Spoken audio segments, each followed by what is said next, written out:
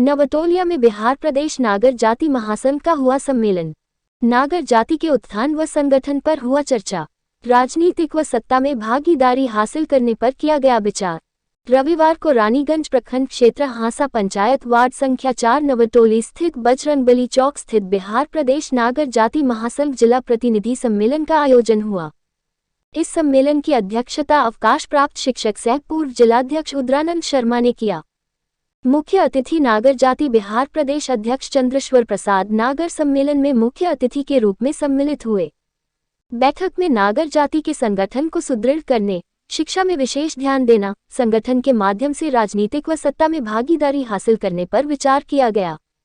इस सम्मेलन में बिहार के अलग अलग जिलों से आए नागर जाति के वक्ताओं ने शिक्षित बनो, संगठित हो, संघर्ष करो का नारा देते हुए नागर जाति के लोगों के उत्थान के लिए अपनी अपनी बातों को लोगों के बीच विस्तार से रखा।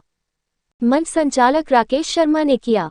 बैठक में मुख्य रूप से प्रदेश सचिव जयप्रकाश शर्मा बेगूसराय, जिला अध्यक्ष अरविंद शर्मा, मधेपुरा जिलाध्यक्ष योगेंद्र शर्मा, सचिव शशिकांत, पूर्णिया जिलाध्यक्ष गणेश शर्मा, सचिव उमाकांत शर्मा, भागलपुर जिला सचिव प्रमोद नागर, बेगूसराय जिला सचिव अवधेश शर्मा, विजय मंडल, संजय शर्मा, सुमन कुमार शर्मा, रोहित शर्मा, पप्पू शर्मा, मुकेश शर्मा, रविंद्र शर्मा, मंटू शर्मा, देवनारायण शर्मा, ब्रहदेव शर्मा आदि लोग सम्मेलन में भाग लिया। रानीगंज विधानसभा में वोटरों की जनसंख्या है, लेकिन गिनती नहीं है। वह जिला स्तर से लेकर पंचायत स्तर से लेकर गांव स्तर तक, और हम लोग कसम खा ले कि हमारे इस जाति के लोग वापस में विचार लेंगे किस पार्टी में अपना मत को दान करना है, और हमारी मत को 2000 से 2500 तक यहाँ विधानसभा के सदस्यों के हाथ जीत होता है। क्यों इतना हम लोग कमजोर पड़े हुए हैं? और आवाज को उठाएंगे, जो हमारी आवाज, हमारी ताकत गांधी मैदान बिहार सरकार पटना को पहुंचाने का काम करेगा, मैं उसी को अपना मत डालूंगा, चाहे किसी पार्टी का सदस्य को नहीं। या सबसे पहले जो है अशोक बाबू शिक्षा पर बहुत अपना कह चुके हैं। तमाम इस भूमि पर कमलपुर नवतोली की भूमि पर संवाद को अपना भेजें और एकजुट होकर के बिहार का हम नागर जाति संगठन हो जाए और अपनी ताकत बिहार सरकार को दिखा दे, तभी मेरा गिनती होगा। आज देखते हैं यादव लोग, चौपाल लोग, कथवा लोग सब अपना अपना ब्राह्मण समाज, हम लोग कोई समाज नहीं है, नागर जाति है। नागर जाति की ताकत को सरकार नहीं देखा है। पत्रकार भाइयों, आप से अपील करता हूं कि आज कितने वर्षों के बाद हम जो निर्णय लिए थे, हमारे उद्रानंद बाबू जो निर्णय लिए हुए थे कि 21 अप्रैल 2021 को नागर जाति का महासभा कमलपुर में होगा, लेकिन संजोग ऐसा हुआ, दुर्भाग्यपूर्ण होगा कि लॉकडाउन लग गया, उस समय नहीं हो सका। लेकिन हमारे नौजवान, यहाँ के साथियों ने, यहाँ के बच्चों ने एक अपना आवाज उठा करके इस सभा में बुलाने का कार्यक्रम किया है। मैं सबसे पहले उसका आभारी हूँ। इससे ज्यादा मैं क्या हिसाब से देखा जाए तो बिहार में बहुत कम है, लेकिन अगर भारत के स्तर पर देखा जाए तो खास करके पश्चिमोत्तर भारत में जो है नागर जाति की संख्या ज्यादा दिखाई देता है, खास करके मध्य प्रदेश, गुजरात, कश्मीर। लेकिन वहाँ के नागर विकसित है, हमसे कई गुना विकसित है, और तुलनात्मक रूप से हम लोग उतना विकसित नहीं है यहाँ। इसका सबसे बड़ा कारण होता है कि हम लोग ने एक पायदान को छोड़ दिया, देश के इसे अत्यंत पिछड़ा वर्ग में रखा गया। और यह उचित भी है क्योंकि बिहार में नागर आर्थिक रूप से ज्यादा विकसित नहीं है, और राजनीतिक रूप से विकसित नहीं होने का कारण हुआ जनसंख्या कम, और दूसरी हम लोग शिक्षित नहीं हो पाए। शिक्षा के अभाव के कारण हम लोग ना संगठित हो पाए, और संगठित नहीं होने के कारण हम लोग राजनीतिक हिस्सा नहीं ले पाए। राजनीतिक का अर्थ ही है संगठन, अगर राजनीतिक में अपनी मजबूती करना है तो उसके लिए सबसे पहले संगठन की जरूरत होता है। और उस संगठन के लिए जिसने कार्य किया बहुत धन्य है वो, उनके ऋणी हम हमेशा रहेंगे कि उसने संगठन के लिए काम किया और धीरे धीरे हम संगठित होते जाएंगे। और आज यह भी निर्णय लेने की संगठन इतनी मजबूत हो जाए कि हम राजनीतिक हिस्सा ले सके।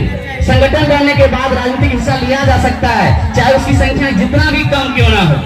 हम कितना भी क्यों कम नहीं है, अगर हमारे संगठन है तो निश्चित रूप से हम राजनीतिक रूप से मजबूत हो जाएंगे। क्योंकि भारत में देखते हैं मात्र पारसी पूरे भारत में 50 लाख के आसपास है, 1 करोड़ भी नहीं है। लेकिन आर्थिक रूप से, राजनीतिक रूप से, सांस्कृतिक रूप से सब कुछ से मजबूत है वह। इसका कारण है वह शिक्षित है, अत्यंत शिक्षित है। 50 लाख की जनसंख्या जो कि 0.001% से भी कम है भारत की जनसंख्या में, और उसका आर्थिक स्थिति मजबूत जो है वो 15% देश की आर्थिक स्थिति अपने पास रखा है। इसका सबसे बड़ा कारण है कि वह शिक्षित है, शिक्षित है, पूरे विकसित है। उसी तरह से हम लोग जनसंख्या कम रहने से कुछ नहीं होता है, हम शिक्षित नहीं है इसलिए विकसित नहीं हो पा रहे हैं। अब देखा जाए हमारी सांस्कृतिक धरोहर कम नहीं है।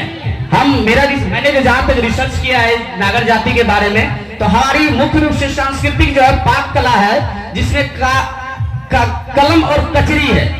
कलम और कचरी हम लोगों की सांस्कृतिक विरासत है, जिसका अर्थ होता है अत्यंत उच्च शिक्षा, शिक्षा का निर्माण करने वाला, रिसर्च करने वाला, शिक्षा का ऐसा रूप जो आज तक कभी कहीं और नहीं आया है, वह विकसित करने वाला नागर का जो है वह पाक कला नागर के पास है। जहां तक स्थापत्य कला बात करते हैं तो प्राचीन काल से लेकर आधुनिक काल तक वर्तमान युग में नागर शैली जो है काफी विकसित है, और उसका भी जन्म जो है वह नागर से ही उत्पन्न हुआ है, नागर शैली।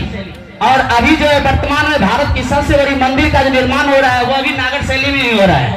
धन्य हम लोग की मेरी शैली अभी भी अपनाया गया है। दूसरी, हम जो भारत की सबसे बड़ी भाषा हिंदी जो है उसका लिपि भी मेरे ही नामों से है, देवनागरी। इतनी अच्छी संस्कृति रहने के बावजूद भी आखिर कहाँ भूल हुई जो हम शिक्षा से पीछे हो गए। हम उस भूल को फिर से सुधार करेंगे और शिक्षा को फिर से मजबूत करेंगे। धीरे धीरे मैं उस पायदान को पुनः प्राप्त कर लूंगा। उन्नति और अवनति तो होता ही रहता है, यदि हमारी अवनति हुई है तो उन्नति निश्चित रूप से होगा, चाहे वह आज हो या कल हो। हम सभी जाति भाइयों से अनुरोध करते हैं कि ठीक है आपसी मतभेद हो जाता है, हम अलग अलग राजनीतिक संगठन में हैं, लेकिन जो हमारे जाति के बात विकास की बात करते हैं हम उस राजनीतिक पार्टी को सपोर्ट करेंगे।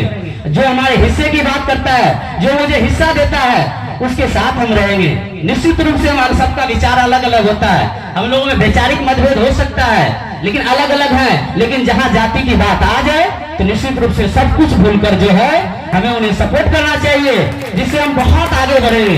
राजनीतिक रूप से मजबूत होने के साथ जैसे हम राजनीतिक रूप से मजबूत होंगे, मेरे बच्चे धीरे धीरे धीरे धीरे धीरे धीरे आर्थिक रूप से भी मजबूत होने लगेंगे। हम शिक्षा भी प्राप्त करने लगेंगे अच्छे से, और लोग मुझे जानने भी लगेगा।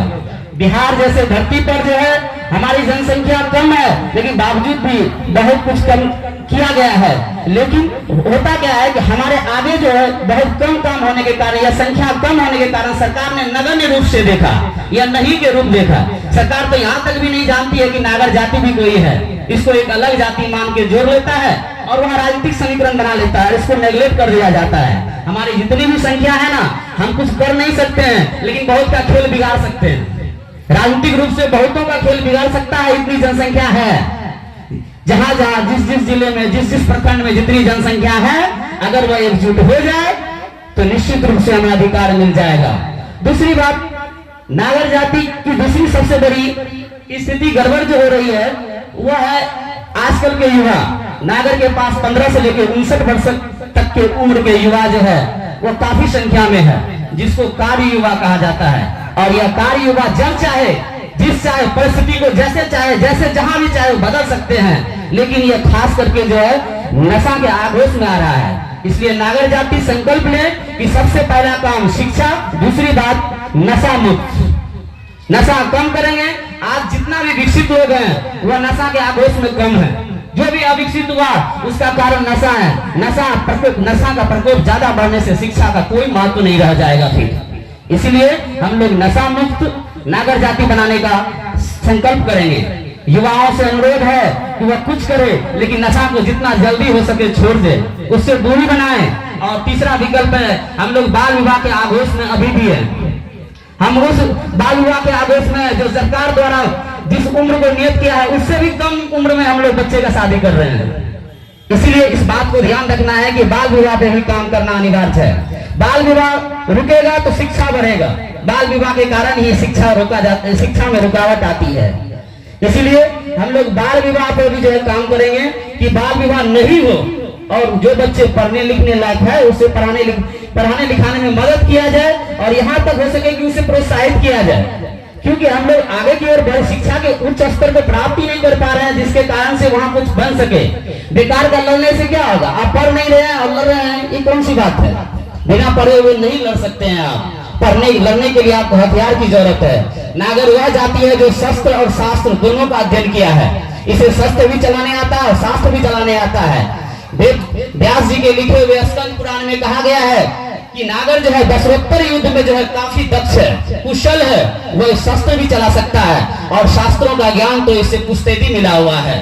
जब शिव जी को उमा से शादी करना होता था, शादी करने का मन था, तो उसी समय जो है नागर जाति की उत्पत्ति महाशिव के द्वारा हुआ था, और धीरे धीरे यह अनवरत चलते आ रहा है। हमारी सांस्कृतिक विरासत बहुत ज्यादा रिच है, बहुत ज्यादा धनी है सांस्कृतिक विरासत से, और अपने सांस्कृतिक विरासत जो खोया है वह फिर से प्राप्त किया जा सकता है। और इसका सिर्फ और सिर्फ एक ही साधन है, वह शिक्षा प्राप्त किया जाए। बिना शिक्षा का हम कुछ भी प्राप्त ना कर पाएंगे, ना आर्थिक ना सांस्कृतिक, कुछ भी नहीं। राजनीतिक तो प्राप्त कर ही नहीं सकते हैं, क्योंकि हम शिक्षित नहीं है तो संगठित नहीं है, तो राजनीतिक कहाँ से प्राप्त करेंगे? राजनीतिक में तो कोई हिस्सा ही नहीं मिलेगा इस तरह से। इसीलिए हम लोग जो है यह बात संकल्प लेंगे कि सबसे पहले बात हम शिक्षित बनने की कोशिश करेंगे। उसके बाद ध्यान में रहे कि युवाओं से खास करके अनुरोध है वह नशा से दूर हो जाए, हर हालत में नशा से दूर हो जाए। चर्चा की आयोजन रखा गया है। यह चर्चा हम लोग लगता है कि नागर उच्च विद्यालय के 1986 से हम लोग सदस्य हैं, और तभी से इस नागर स्वजाति के बैठक में संभवतः लगता है कि भाग लेते हैं। लेकिन यह चर्चा सिर्फ संगठन पर, हर व्यक्ति प्रश्न करते हैं कि संगठन मजबूत होना चाहिए, लेकिन सबसे मैं ये निवेदन करना चाहता हूं कि जितने भी हमारे जिला स्तरीय अभिभावक हैं, उन लोगों से एक ही निवेदन है कि अगर हर पर आप यही बात को रखते हैं कि संगठन होना चाहिए, और होता क्या है इस पर भी कुछ चर्चा रखना चाहिए। कि आज यहाँ तक हम लोग आए, हम अपने जिला में ग्राम स्तर से जिला स्तर तक हम अपने संगठन को मजबूत किए, और वहाँ के जनता के प्रति हम कुछ यहाँ तक उसका सहयोग किए, यहाँ तक हम राजनीति में आगे बढ़े। यह सब बात को रखना अनिवार्य है, और कोई एक एजेंडा रखना चाहिए कि हमको किस कार्य और किस एजेंडा पर हमको काम करना है। इस तमाम जिला स्तरीय जो अभिभावक है उनको निर्णय लेना होगा।